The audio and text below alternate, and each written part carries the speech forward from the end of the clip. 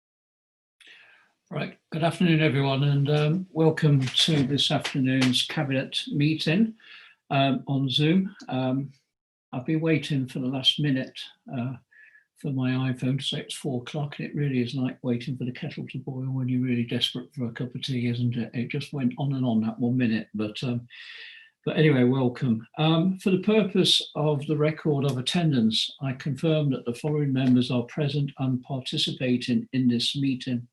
Councillor Ronnie de Burgh, Councillor Alison Freer-Jones, Councillor Lee Higgins, and Councillor Alan Pearson. I understand we have Councillor Chris Evans and Councillor Pat Cumberland in attendance, and Louise Parker, Planning Officer, also in attendance. Is that correct, Natasha? That's correct. We also now have Councillor Douglas that's joined us as an attendee as well. Okay, so Councillor Jeannie Douglas. So welcome. All three councillors, obviously there, and also Louise.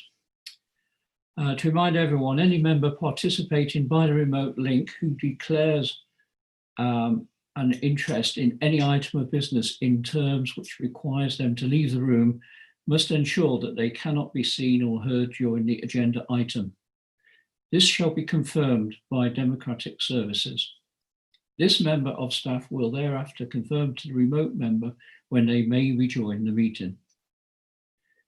Should any aspect of the conference link fail during this meeting, I will call a short adjournment of up to 5 minutes to determine whether the link can quickly be re-established.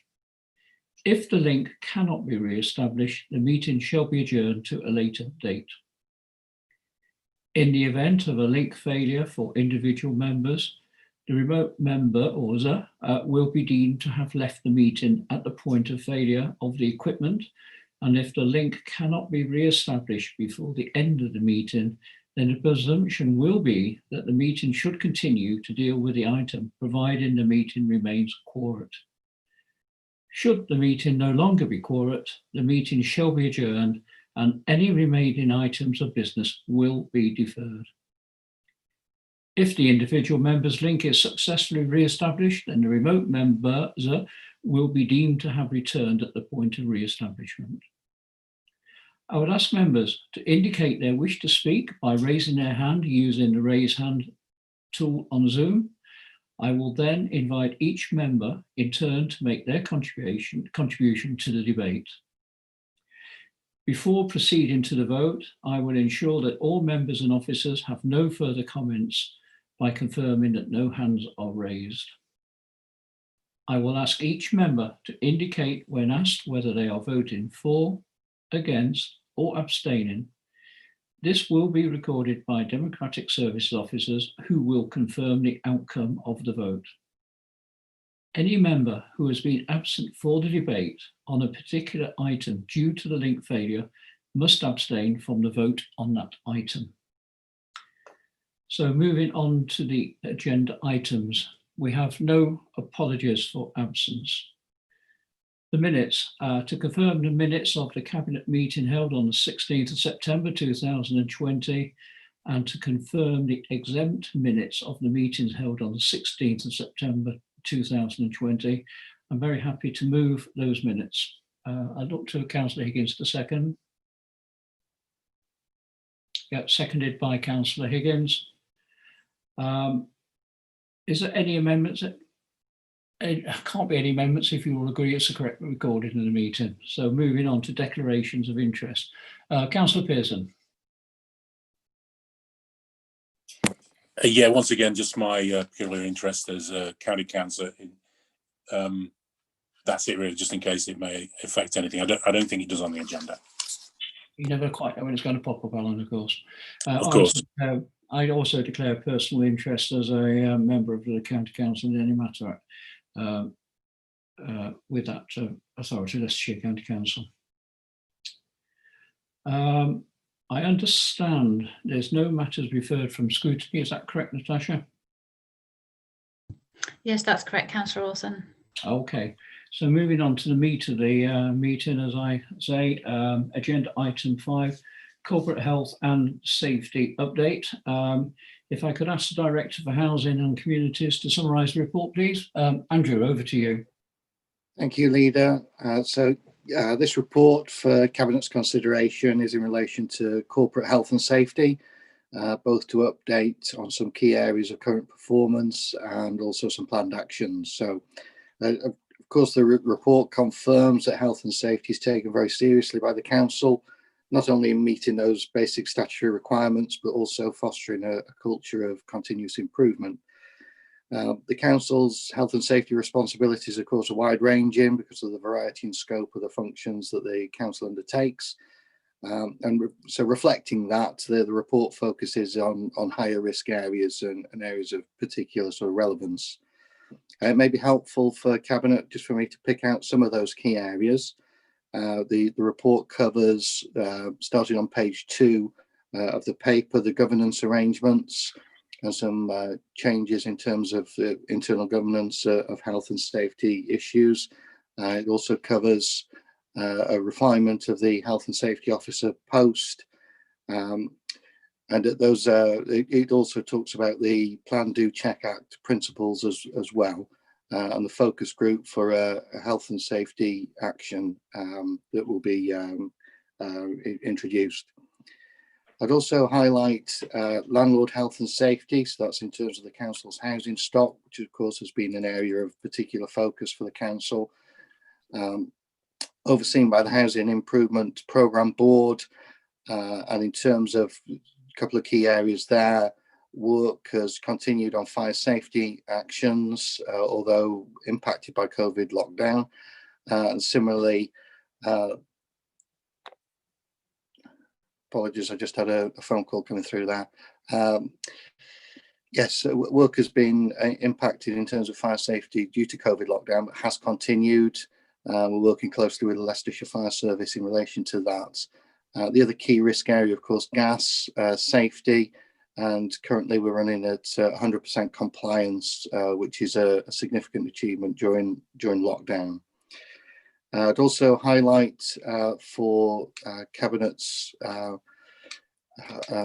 interest the result of the staff survey that's been undertaken to reflect really in terms of the change in working practices through lockdown and the importance of ensuring the well-being of colleagues working from home, checking on the engagement and communication.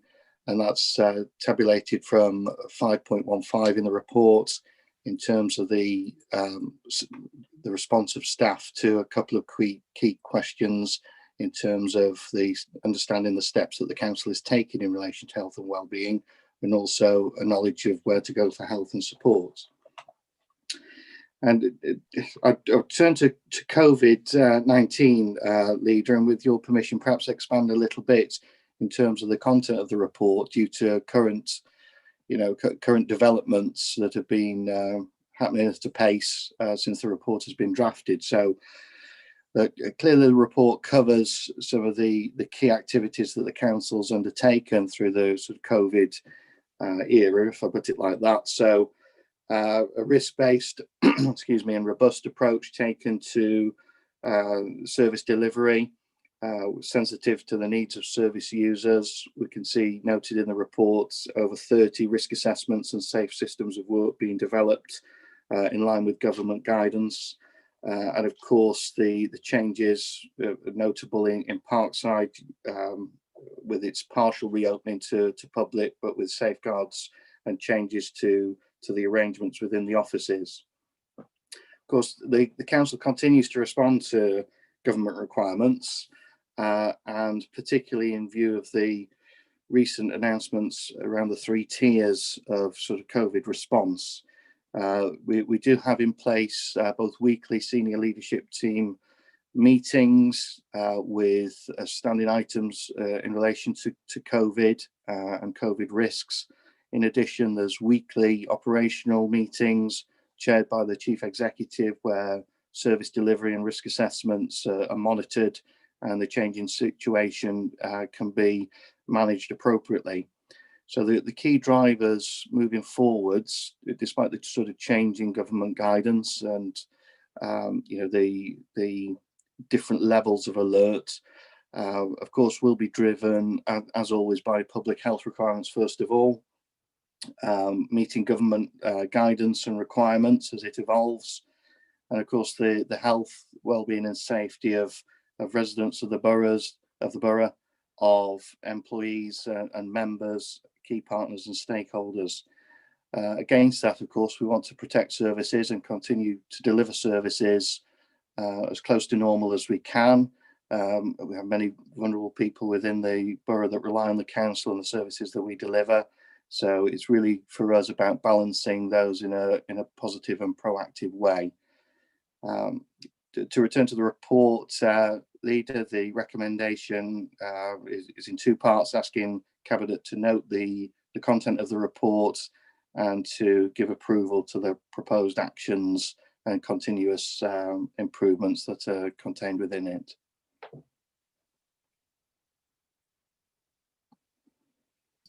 Thank you very much, Andrew, for that detail. I now move to portfolio holder for corporate finance resources, Councillor de Boer, to move the recommendation. You're on mute, Ronnie. Okay, is that better? Can you hear me? Thank you, Chairman. Sorry about that. Yes, thank you. I completely support everything in the report presented by our Director for Housing and Communities. It's a very comprehensive and there is little that can be added to it. However, I'd like just to reinforce a couple of elements that are in it. Unlike many employers, the Council's health and safety and wellbeing responsibilities extend well beyond what is the accepted workplace. Our provision of services like housing, leisure, waste take us out into the wider community. So it's of paramount importance that we get it right.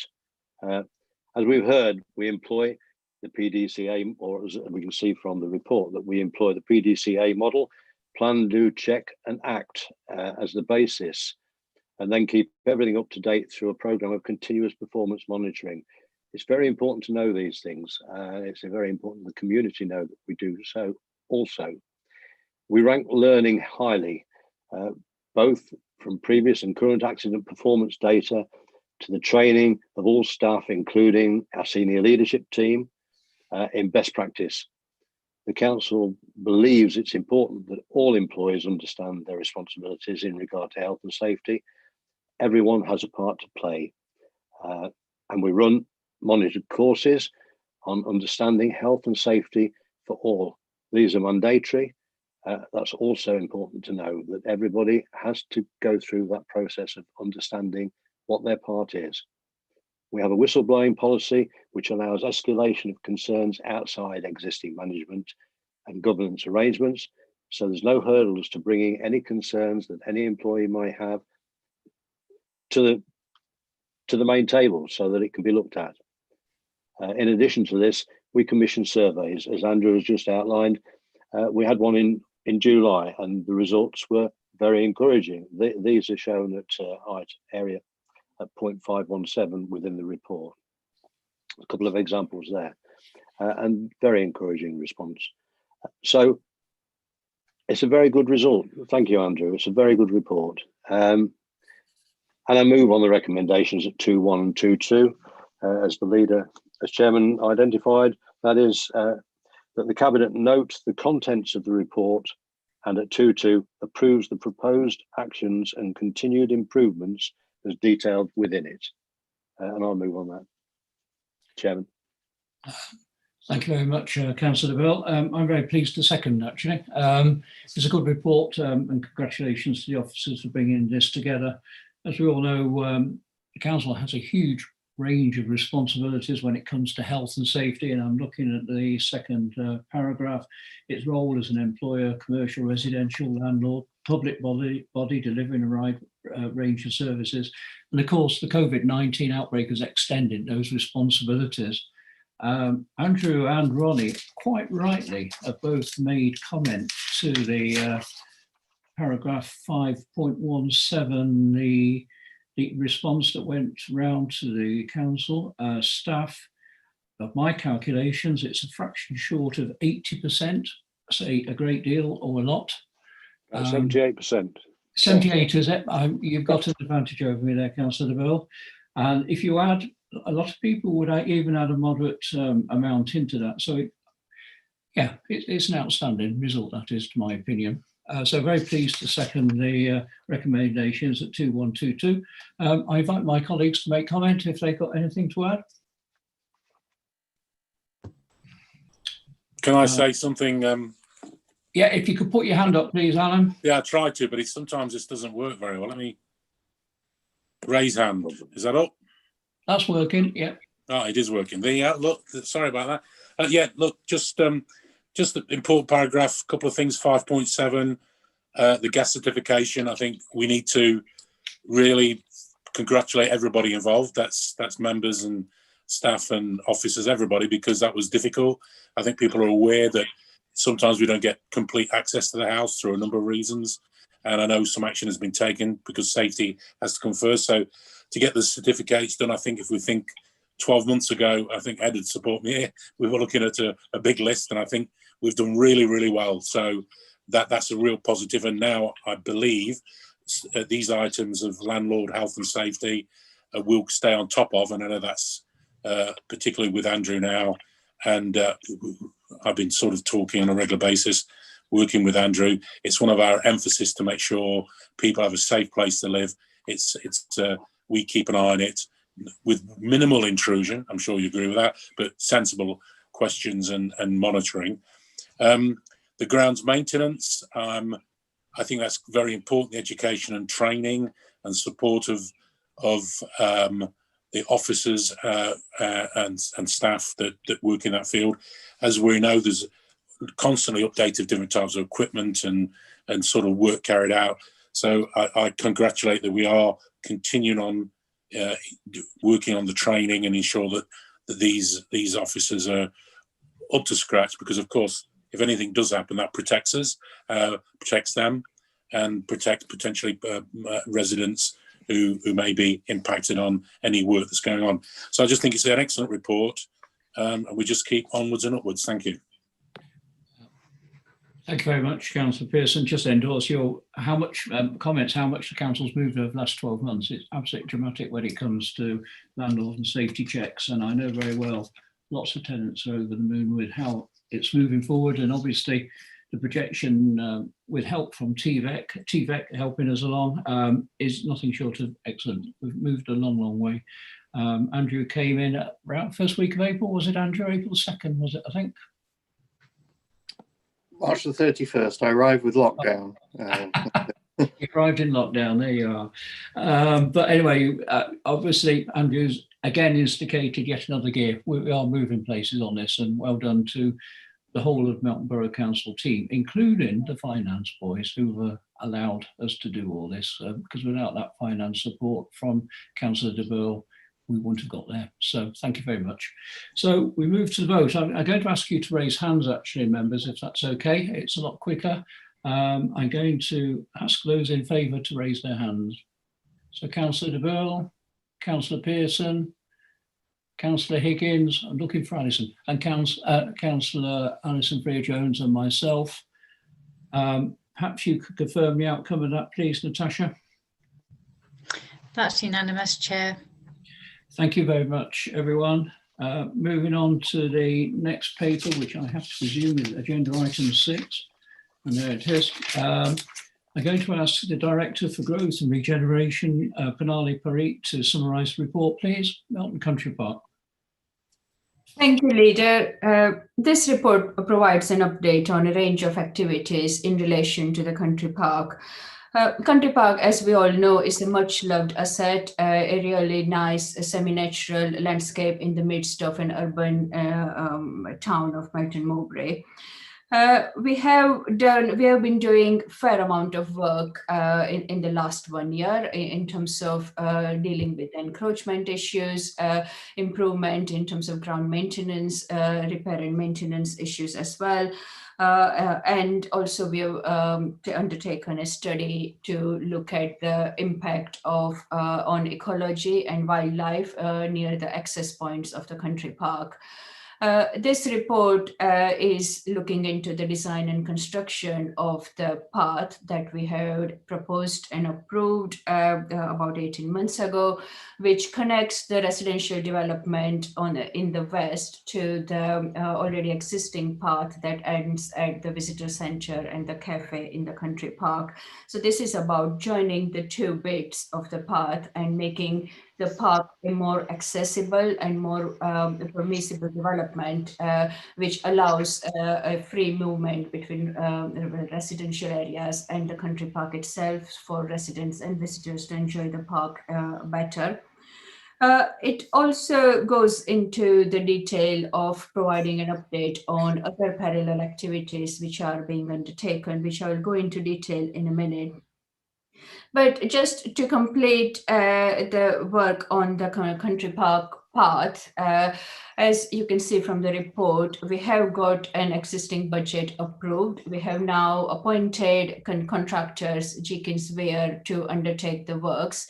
The new estimate of the works is slightly over the currently approved budget. So this report seeks approval for the increase of £8,000 in the capital programme, which would be funded through Section 106 and through the grant funding. So that is the main bit of the work. If and following this approval, we will need to work with the adjoining landowners to get access over their land to undertake the works and making sure that the two bits of the path joins properly without any gaps.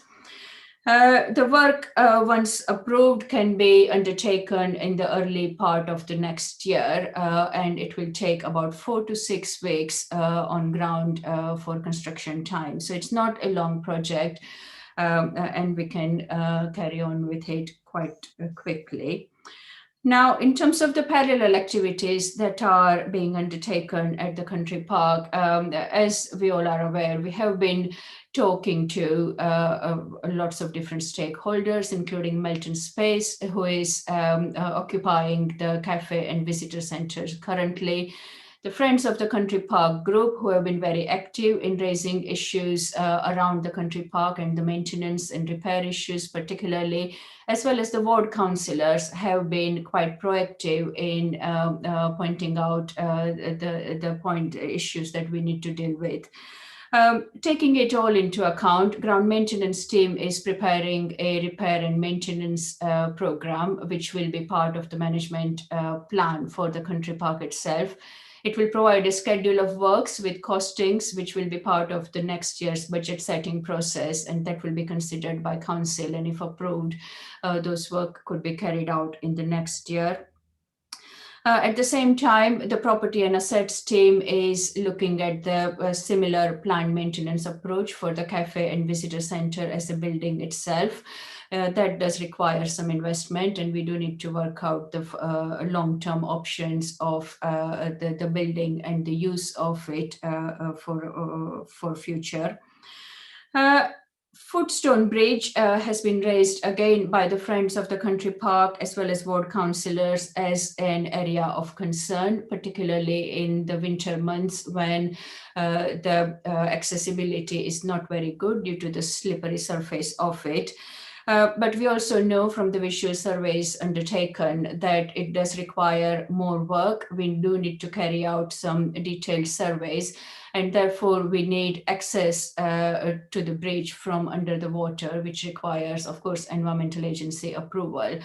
And while we are working and liaising with EA in getting that access sorted, we have already got the contractors in pipeline ready to undertake the works. But as a current estimate, there could be a £40,000 increase in terms of the capital programme works for the Footstone Bridge, which will again be considered as part of the budget setting process for the next year. And following subject to council approval, that work can be carried out in the next financial year.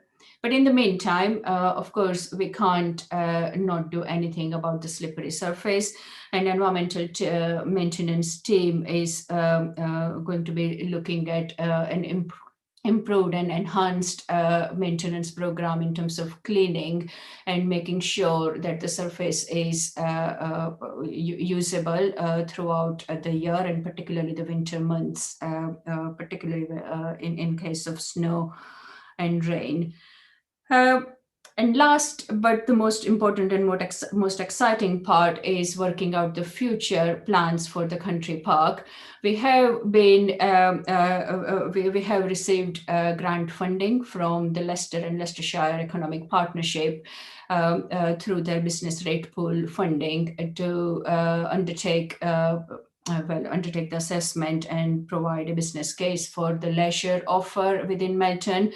And as part of that, we are able to set aside £30,000 worth of work to undertake a master plan for the country park, which will look into establishing country park as a destination for outdoor leisure activities. Now, of course, this work and Councillor Higgins and Councillor Glancy have been very passionate about involvement of stakeholders as well as a range of user groups for this work. And we will be talking to a range of user groups in the next few weeks and months to scope out exact the project details for that area of work. So that's about all the different activities that we are undertaking or we are planning to undertake in the next financial year. In terms of recommendation, it is about asking, seeking approval for additional increase of £8,000 in the capital programme through Section 106 money, and to note all the progress being made on various activities. Thank you. Thank you very much, Pranali. I now turn to the portfolio holder for growth, prosperity, and the deputy leader, Councillor Higgins, to move the recommendations at 2122. Yeah, thank you. So I'm very happy to move the recommendations on the paper at page 37. I don't want to necessarily repeat what Pranali has excellently put, and pretty much Pranali, it was so good, is most of what I was going to talk about has already been said. So, but however, I would like just to express some thanks and gratitude to those who've helped form part of this paper. And as the director said, this doesn't mean that this is the end of this project. There's a lot more work still to do and a lot more exciting work. But I'd like to thank Jane Wilson, who's the chair of the Friends of the Country Park, as well as all those that are involved in with the Friends group, those from the Persimmon residents groups who, since they've moved into that estate, have obviously wanted to have an interaction with the country park, and I think this it enhances the offer that estate has and how communities are built going forward as we meet our local plan. This is a good asset, and also it's a good asset next to housing estates that will be built over time. Certainly the ward councillors for the Newport ward, councillors Posnett, Lumley and Glancy have extensively been involved in this project and the promotion of this ideas, and knock on my door, probably, well, now virtual door, but knock on my door very regularly to make sure this is high up on the agenda. But I'd also like to pay a tribute to Councillor Jacob Wilkinson, who's from the Sisonbury ward, because while it's not in his wards particularly, is his residents are living just on the edge of it as well. So he has kept me abreast of how his residents are utilise that. That's all said, is it's not just local residents who use it. There are people who use it, and I know, Leader, you come in and use it just before we tended to have meetings before as well, and it is a great asset. And a tribute to Melton Borough Council. It was a council that decided to keep its country park open for people to enjoy the leisure facility and outdoor space, where other councils did not take that opportunity. And I know through feedback either directly to me or through other councillors, the value that the public have derived from that. So as you'll note on the recommendations, it's only a small increase of £8,000 to the capital programme. It is funded from Section 106 monies and grant funding. So the grant funding is from government, and the Section 106 monies, just for those who are watching this, that comes from developers contributing to mitigate their housing developments in and around the town. Just if you go over on the paper, and I think as Pranali pointed out, the Footzone Bridge at 5-7, that is something we definitely are looking to deliver on in the next year, and it is something that is time for investment. COVID is, and it's not necessarily an excuse, but COVID has taken a lot of resources to focus on that. And while we would have liked to have put this on the focus for this year, I think everybody accepts the here and now of keeping the community safe. The Country Park Master Plan, the council, as Pranali said, has been hugely successful with grant funding from the LEP, and this is by no means anything less than good news for the council and our leisure facilities in and around the town. Just over the paper on page 1441, as I mentioned before, the consultation periods that we've had with ward councillors, members in the town, and also the resident groups, as I thanked earlier. And finally, just the financial implications are all set out on section 9 just there, and I think it's been, well, it does say here it's been signed off by the Director of Corporate Services, Dawn Garton, on that. So while it's relatively a small increase in the budget, which has been funded from the Section 106 agreements, I would like to say that it is actually putting forward the investment and the value that we treat in the country park. And I think, and touch wood, that this blasted virus, dissipates over time. We can focus on this huge asset, looking at the visitor centre, looking at all the other activities we want to invest in this site for residents to enjoy. Thank you. Thank you very much, Councillor Higgins. I'm very happy to second recommendations at 2122. My difficulty is, after Pranali's introduction and Councillor Higgins' proposal, what's left to say? There isn't a lot really, but Councillor Higgins is right. I do often walk around the country park. It takes me 1 hour 40 minutes to walk around it twice, so it's pretty quick really.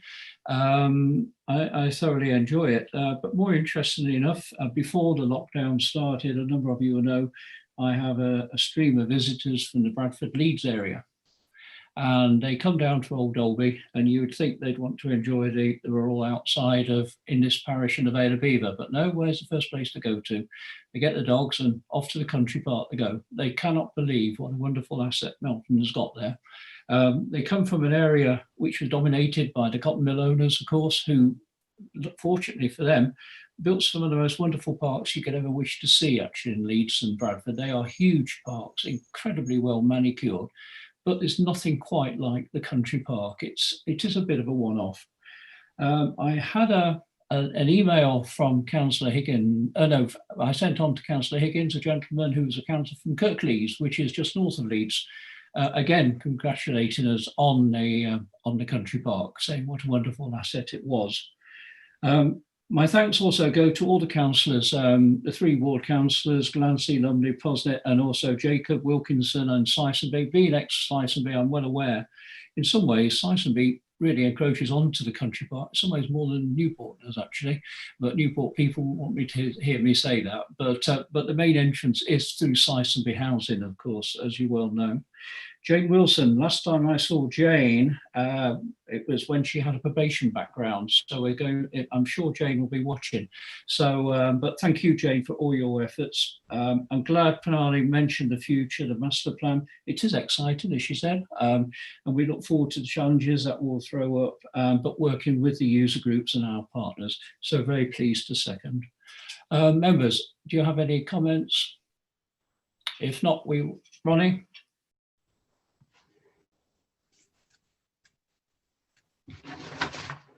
You're mute, Ronnie, again. Mute.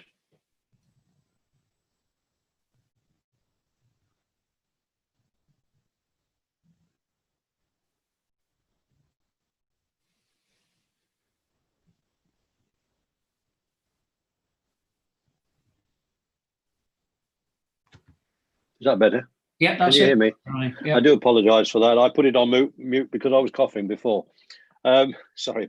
Yes, I think it's an excellent asset. I support this proposal totally. I do have to say, have a word of caution though, because there's a lot of youthful enthusiasm here being expressed, and I think it's great to have that. And I think we need to not take our eye off the ball in terms of the value of the country park and actually developing the asset. However, a cautionary word of warning: next year we look. Pranali mentioned budget setting. We are in very difficult times, and I think that funding is going to be pretty tight next year. But I only mention it because I would prefer it to be out in the open now that there are possibly going to be some serious decisions having to be made when we move into that direction. But for this, I totally support it, and it's great to see so many other people supporting an asset and using it. It's great. Anyway, thank you. Councillor Bill, thanks for your comments and well noted. Councillor Pearson, Freer Jones, you got anything to say? No. Okay, we'll move to the vote. We will go round as I see you on the section on my screen. Alison, are you in favour? Alan? Lee? Ronnie? And myself. I look to Natasha, Democratic Services, to confirm the outcome of the voting. Yes, that's unanimously in favour. Thank you very much, everyone. Moving on to paper 7, I presume. Let me get it up. It has to be paper 7, doesn't it? Yes, that's correct, Councillor Orson. Yeah. Okay, paper 7, Planning Services Review Update. I hand over to the Director for Growth and Regeneration, Pranali Parikh, to summarise the report. Thank you, Leader. This is another positive step forward in terms of getting closer to improved service delivery for planning application services. This report seeks approval to implement the next stage of actions from planning service review that was carried out or concluded last year, February 2019. As a way of background, the Council approved the first stage of actions and resource implications in April 2019 last year. We undertook a whole process review as part of those actions, as well as implemented the changes around the planning committee operation, which was part of the implementation of new constitution for the council. So there's quite a lot of work already has been undertaken as part of the planning service review. This stage, the second stage of implications, which we are suggesting today, that will be implemented over the next whole year. And then what we propose is to review it again, to take stock, to understand and assess where we are and what we need to do next and how much improvement we have made. So this is a second stage, kind of a pause point in the continuous development and improvement process. Of course, the COVID-19 and the new changes to planning legislation have been taken into account, because we can't do anything right now without taking those into consideration. And it has had a slight delay in terms of coming to the cabinet for approval of the next stage of actions. But we are ready in terms of the process rolling out. We are ready in terms of the changes we are proposing here for implementation. And it's really a positive step forward. Very quickly explaining the 5 sets of recommendations proposed here. One around the process re-engineering. Louise Parker, the service manager for planning applications and development management services, has worked really hard over the last 1 year, going through and kind of dissecting every element of the process, and working out what's required, what's not required, what's the value step for the customers, and what would customer value the most, what would customer need the most from us, and just stripping out everything that is unnecessary or just as an administrative step. This is a huge step forward in terms of streamlining the process, making it more easy to navigate through for applicants, but also accessible for members and stakeholders, and easy to implement for the team itself. It will require the new software, which is part of the recommendation for changes. But it's ready. We have tried and done a prototype, as Louise has led on the prototype. We know it works. The challenge will be to see when it works in full function, when the whole team applies for it. And I'm sure there'll be changes on the way, which we'll need to consider and accommodate in the process along the way. Second set of recommendations are around achieving good outcomes, which include increasing the capability of the team, as well as informing members of the technical issues like design, highways, landscape, environment, sustainability, all those different issues. We are proposing that we provide a comprehensive package of training, which will be part of an ongoing continual program of improvement for the team. Also proposed is improving measures for improving responsiveness within the process. There is already a process we have started about including liaison workshops at the start of the application, which accommodates all the applicants, all the stakeholders, as well as board members. But that right now only works for major applications. What we are proposing here is to extend it to major as well as important and controversial applications, which could go to a planning committee. So there is more and enhanced board member engagement proposed as part of the process. The third set of recommendations are around retention and recruitment, which is our long-standing issue for the council.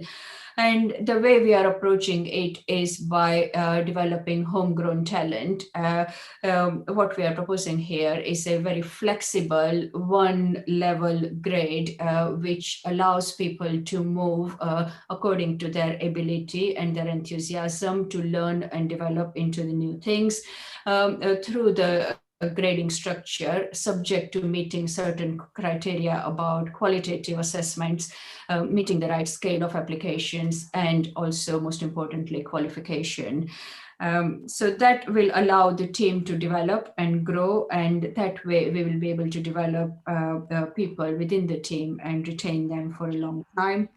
The fourth set of recommendations revolve around performance management. We, of course, need to know how we are doing, how we are performing, and all these measures we are putting in place. Are they giving us results or not? So we are proposing a whole set of service level as well as corporate level measures to assess our performance. This includes not only quantitative criteria, but also qualitative one. So we know that our customers are satisfied to what level. Of course, we can't satisfy everyone, not through planning, but we need to achieve to reach a higher level as much as we can. And the last set of recommendations are around the operation of planning committee. Now, as I explained, most of these measures have already been included and implemented as part of the constitution. What we are suggesting here is the work that the team needs to do in the background to make sure that the members at the planning committee get the right level of information, the quality of information to make informed decisions. And that's why we help the function of the planning committee to be more effective and efficient over time. So basically, by approving this report, what we are looking to achieve is satisfied customers, engaged members, effective planning committee, and energized and motivated team. There is a slight change to the report that I would like to point out, if that's okay. That doesn't change the recommendations. It is within the financial implications of the report.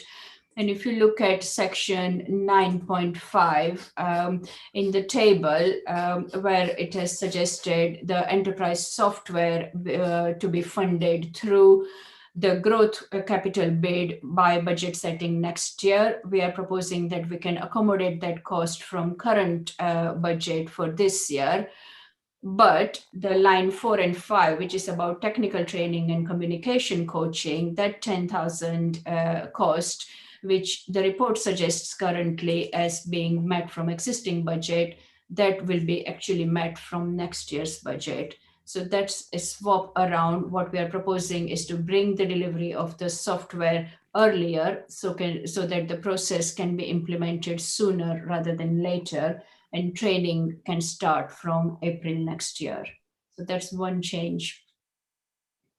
Thank you.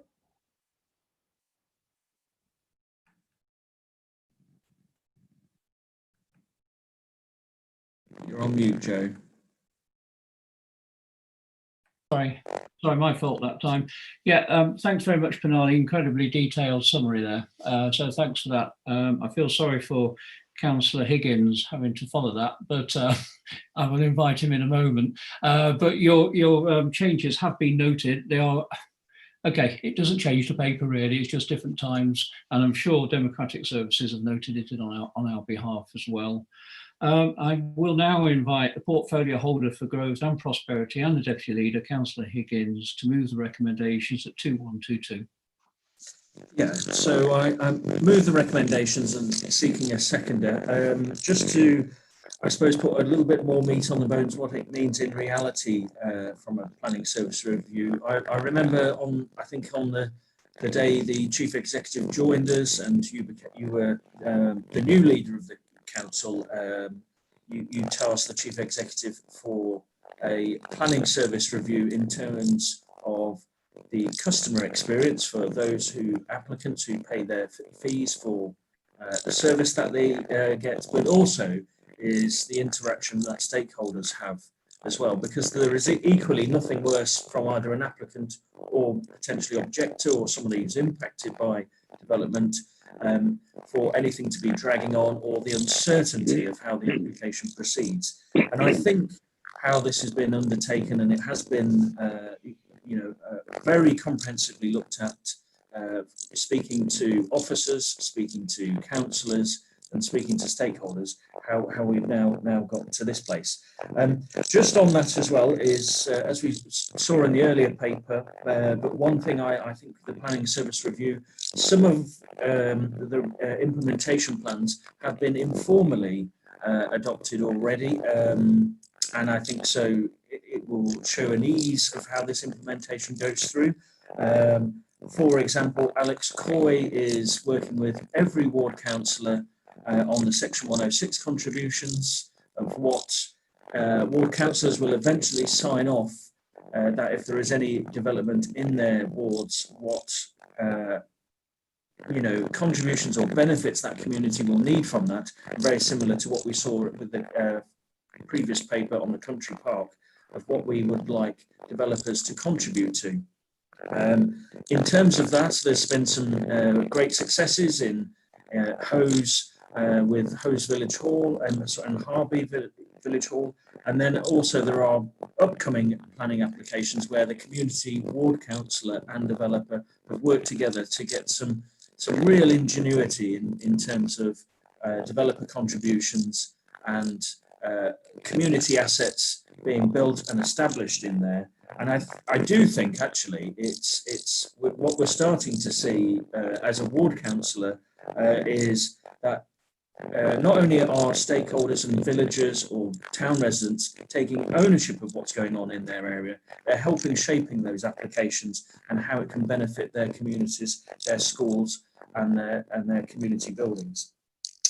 I'd like to just pay thank you to all the councillors, not just of this council, but of the previous council who interacted with this review. I do say when I speak to friends and colleagues at the Local Government Association, MPs and those who are from government who are deriving reviews in terms of planning legislation, that Melton is a very positive council, and I think it's through the leadership of our councillors, and I include all councillors in this, of how they engage with applications when they come in, and to try and achieve those good outcomes that I was mentioning earlier. As you go through the paper, I won't repeat what Pranali has said, but if I can draw your attention to 522 and page 4, I think all the points in 522 is how we will look to seek to have improvements on there. The one thing that certainly bugs me, or bugs I think anybody, is when you're ringing your bank or building society, is how many times you might be passed over from department to officer of said corporation. Now, what we're looking to do is reduce the number of handoffs that customers have to have, reduce the amount of site visits, you know, in any timescales which the customer will need from us. So we're actually offering a better service in terms of that. But also from the customer side, that they can have that consistent approach working with the case officer, and so we get it right first time. Achieving good outcomes, as I said earlier, it says right in 531, no other council in Leicestershire have a dedicated design resource that can be shared, and has set out there are other ways which design capabilities within the team can be strengthened. We're certainly looking as that. I think the design is something not only councillors are passionate about, but communities, but as well as applicants as well. And I think that's only a good thing. And the early engagement with stakeholders, as I said, before anything gets tied down, early engagement is absolutely key to getting that consistent approach. What is also important, this is about people, and this is about our own staff and recruitment and retention of good officers, and training and investing in them. And so there is you know, a more consistent approach as an application comes in, so it's easier for the ward councillor, it's also easier for the community how they interact with that, but also from some of our customers and the developers, they will know and get that consistent approach, which I think is key. I don't think the chair of planning could be on the call today, but from the interactions that I've had with the chair of the planning committee, I know she has been, Councillor Gantz has been a great advocate of this review to go ahead, and actually has been pushing for it to be delivered and the implementation to go through. And while I will declare the interest I am on the planning committee, my colleagues on that planning committee, I think has had a huge involvement in this in a positive way. And the key changes of how the committee will interact towards the end of the application sphere, I think it's important. Planning committee members are decision makers, and it is not really the role of the committee to start making changes on the night of a planning committee. It has sought to do that if it thought there were going to be benefits for the community, or there was has been a lack of engagement with ward councillors, which we have seen deferments of decisions before. And I'd like to thank the planning committee on supporting either fellow councillors, but also the community when they feel that the consultation has not been forthcoming on there. And just to add on that as well is, I think, how the planning committee, the council and councillors and the community worked on the St Mary's site with Homes England, I think was nothing short of excellent in saving a valued heritage asset for the town there. Pranali has mentioned about the figures on the budget, so I won't talk about that, but I seek a seconder. Thank you, Chair. Thank you very much, Councillor Higgins. I'm very pleased to move the recommendations at 2122. It's going to be very difficult to think of something to say because your own introduction there, Councillor Higgins, and Pranali's summary was nothing short of excellent, both of them. But here we go, I've got to try. I'm sure our Chief Executive, every time Planning Review Service comes up, he has one of those cringe moments coming up, i.e. a bit like when you get married and you're the groom or the bride, of course, and you sit there and the parents or the best man will just come up with something so embarrassing and you just sit there and you just have to take it on the chin. But Ed certainly remembered, and you well know the story, Councillor Higgins, the very first challenge I gave as Chief Executive 3 years last August was the planning review. So yeah, thank you, Ed. You've taken that on board. I do understand why it's taken a while. It's taken 6 months longer, of course, with the COVID situation, but even so, it is a very, very complex document and it's been a very, very complex review. It's appropriate to thank Louise, Jim and Jasmine, I believe, and all the other members of staff as well for pulling this together. I know it's been a huge amount of responsibility and work for them all. But the important thing is, has it delivered? When I think back to 3 years, last August, and like I say, our first proper meeting together with the Chief Executive and myself, what did we talk about? And if you look at 4.6, it's virtually all there. An easy to understand and more streamlined application process. That has to be right. Let's try and stop the overlap. I'm well aware when people apply to have a tree removed, especially in conservation areas, there has been and was a lot of overlap. That had to be stopped. It just, money. Case officers being involved from end-to-end process, taking full accountability, communication, decisions throughout the process. Every member of the public who wants to make a comment on any application, any applicant will absolutely applaud that. It gives ownership to that one particular officer to take it from the start to the finish. Incentives and opportunities for team members to perform at a higher level and being rewarded with a career progression. Councillor Higgins has already identified this document will help to retain and recruit quality staff. And that's what we need to be doing. The planning services under siege effectively from the private sector. And we want to train people, but we want to hang on to the best ones we can get. And I believe this document will do that. Increased level of engagement with applicants, ward members and planning officers during the application process. Anything that's simpler, as we've already discussed, will deliver those ticks. There's no doubt about that. And improved responsiveness as a team. That will follow. Again, because it's such a simple process to follow and stops all the overlap, members of staff having to go from one department to another department to check why things are being done. Better distribution of the workload at all levels within a team, we've already covered that. Increased strategic and managerial oversight of workloads, process, communication and quality of decisions. I think we've also covered that. And the last one, I may just query one small word, Pranali. Efficient operation of the planning committee with satisfied applicants. Can you ensure every applicant will be satisfied at the end of the process? Maybe not. But oversight committee with applicants will miss out the satisfied part. But at least applicants will be more content that their applicants have been heard through in a fit and proper manner, and engage members as well.